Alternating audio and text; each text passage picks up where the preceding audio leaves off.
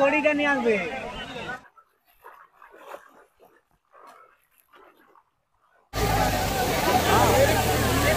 আমাদের যে কাজ করতে যেতে হয় মাঠে, আবার ইট বইতে যায়, কাজ করি ইট বই। আর কেউ তো সবাই বান হুটাৎ চলে এলো, এসে পর সবাই তো কাজে চলে গেলাম, ছেলেগুলো ঘরে ছিল। দিয়ে থাকতে পর ওখানে এবার আসতে পারছিলাম না, দিয়ে তখন তো পানসিট আসে নাই, দিয়ে ওই যে একটা সিঁড়ি কাঠ দিল, ওইটাতে চেপে নেমেলাম, কত কষ্ট করে, আবার কতজন বাজারেও ছিল। দিয়ে আবার ওই যে রাত্রে সবাইকার ঘুম নাই, কিছু নাই, খাওয়া নাই, এত বানেতে। রাস্তাঘাটে হাঁটতে পারছি না, চলতে পারছি না, ধাস ছেড়ে গেছে। আমরা এবারে বয়স্ক মানুষ দিকে যাব, কি করব? আমাদের বাদায় অত ফসল আছে, সেই ফসলই বা আমরা কি করে আনবো? ধরুন আমাদের তো এই রাস্তাটি মেন, তাহলে আমাদের যদি ভরাডুবি হয়ে যায় তাহলে আমরা কোথায় থাকবো আর কি করি বা বাঁচবো? বন্যার প্রকোপে বাঁকুড়া জেলা, একদিকে অতিবৃষ্টি, অন্যদিকে জলাধার থেকে অতিরিক্ত জল ছেড়ে দেওয়ার কারণে বাঁকুড়া জেলার জয়পুর, কতুলপুর, সোনামুখী, বিষ্ণুপুর সহ একাধিক ব্লক এলাকা বন্যাপ্রবণ। এই যে দাদা রাস্তাটা ভেঙে গেছে বা রাস্তার উপরে এত জল, এটা কবে থেকে হয়েছে? এটা যে মোটামুটি কাল বিকাল থাকতে দেখাচ্ছে। এই রাস্তা দিকে আমাদের গোটা গ্রাম ঘোরা যাবে, প্লাস মানে বিষ্ণুপুর চারিদিকে যোগাযোগ। কোন গ্রাম এটা?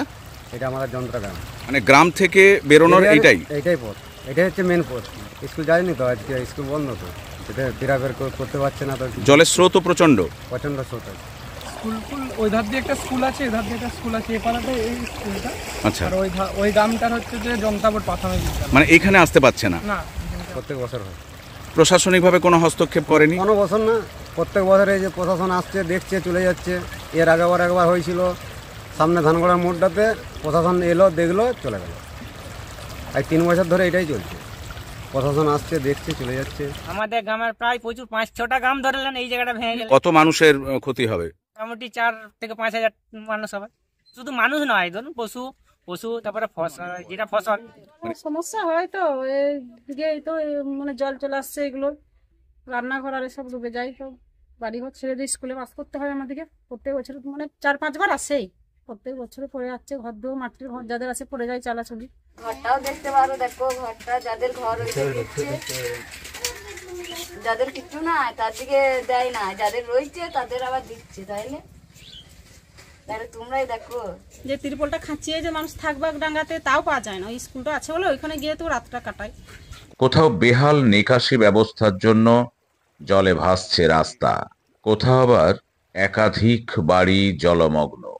দ্বারকেশ্বর ও দামোদরে বন্যা দেখা দিলে বেশ কয়েকটি এলাকার কজওয়ে, সেতু ও কালভার্ট বিপন্ন হয়ে পড়েছে। সমস্যা বলতে আমরা বারবার এই নদী বাঁধের সময় আমরা বলেছিলাম যে একদম রাস্তার পার অবধি, রাস্তার কানা অবধি বাঁধার জন্য, কিন্তু তখন ইঞ্জিনিয়ার কোনো মতেই বাঁধলো না। ইঞ্জিনিয়ার বলছে যে এটা আমাদের নিয়মে নেই, আমাদের এই দিকের লেভেলের সাথে এই দিকে বাঁধতে হবে। তো আমার যেহেতু অপোজিটে পুকুর আছে, তাহলে পুকুরের লেভেলটা তো নিচু হয়ে গেল, তাহলে সেই হিসাবে আর কোনো মতেই আমরা এর জন্য বাঁকুড়া পর্যন্ত গেছিলাম। জেলায় গেছিলাম আপনার ওই ঠিক আপনার এই যে গত বছর যে কাজ হচ্ছিল, কাজ শুরুর সাথে সাথেই গেছি। যখন ওই পুকুরের পাড়ের কাছে যখন গেছে, তখন বলছে আমরা এই গ্রাউন্ড লেভেল বলতে পুকুরের যে গ্রাউন্ডটা, সেই লেভেলে আমরা বাঁধবো, তার উপরে একটুকুনো উঠাবো না। কিন্তু আমাদের কোথায় কোনো কাজ হয়নি। আর এখানে 4000 বালির বস্তা দিয়ে আড়াআড়ি নদীটা বাঁধার কথা ছিল, যাতে বন্যার সময় জলটা এসে ধাক্কা না মারে, কিন্তু সেই কাজ হয়। আপনারা বলেননি? হ্যাঁ, আমরা বলেছিলাম, বলছে আমরা এই বর্ষার জলটা আগামী বছর যে হয়েছে, বন্যাটা বলছে কমলেই আমরা এসে করে দিয়ে চলে যাব। এসেছিল? না, আসেনি। জয়পুর ব্লকের খিরাইবনি এলাকায় দ্বারকেশ্বর নদের পাড় ধসে গেছে। যদিও প্রশাসনিকভাবে নানা সময় নানা পদক্ষেপ নেওয়া হলেও পুরোপুরি বন্যা নিয়ন্ত্রণ করা সম্ভব হয়নি। সম্প্রতি জেলার দামোদর, দ্বারকেশ্বর, শালী, গন্ধেশ্বরী ইত্যাদি নদ নদীর জল বৃদ্ধি পাওয়ায় বিভিন্ন জায়গায় বন্যার পরিস্থিতি সৃষ্টি হয়েছে। আমরা বাঁকুড়াতে অফিসে গেছিলাম, ওরা বললো আমাদের কংসাবতীর নিয়ম, আমরা নদীর পাড় বাঁধতে গেছি, পাড় বাঁধবো, তারপরে তার ওই বেশি কিছু বাঁধবো না। আমরাও রিকোয়েস্ট করছি, আমরা গ্রামবাসী সবাই, যে আপনি একটু বেঁধে দেন। তো বললো না, হবে না, আপনাদের বন্যা এলে বন্যা ঢুকবে, আবার বন্যা জল কমে গেলে বেরিয়ে চলে যাবে। এখন পরিস্থিতি ওই যে ধসে যাচ্ছে, পাথরও নেবে চলে যাচ্ছে। কোথাও নদীর পাড় বাঁধা বা রাস্তা, কালভার্ট ও সেতু তৈরির উদ্যোগও নেওয়া হয়েছে বলে জানায় প্রশাসন। কিন্তু বন্যা নিয়ন্ত্রণে স্থায়ী সমস্যার কথা প্রশাসন ভাবলেও তা কিন্তু সম্ভব হয়নি। কিন্তু বিডিও সাহেবকে বলেছিলাম, বিডিও সাহেব নিজে এসে এবং বাঁকুড়া থেকে অফিসার এসেছিল, এবং অফিসারদের সামনে বিডিও সাহেব বলছে, গ্রামবাসী যখন বলছে স্যার আপনি দেখুন যদি করতে পারেন, এই কথাও বিডিও সাহেবও বলেছেন। বলছে না, আমাদের কোনো কিছু করার নেই। সব মিলিয়ে জেলায় প্রায় 1 লক্ষ মানুষ প্রত্যক্ষ বা পরোক্ষভাবে কিন্তু ক্ষতিগ্রস্ত।